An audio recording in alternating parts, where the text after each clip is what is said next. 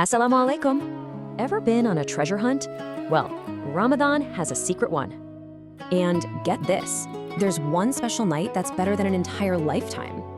Yep, just one night of worship is worth more than 83 whole years. Whoa! This amazing treasure is a night called Laylat al-Qadr. It's the night of decree. It's super special because on this night, the very first words of the Quran were revealed. Decree means Allah makes all the big plans for your whole next year tonight. Cool, right? So many angels come down, filling the world with peace and mercy all the way till dawn. Okay, so where do we find this treasure? Is there like a treasure map?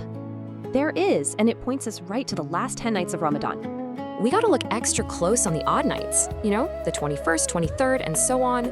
All right, so once we're there, what are the secret keys to unlock all the blessings? We've got a whole bunch of keys, like praying, reading Quran, and making lots of dua. And guess what? The Prophet Muhammad, peace be upon him, taught us a super special dua.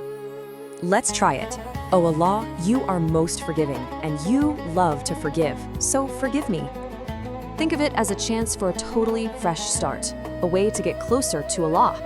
But wait, if this night is so important, why is the exact date a secret?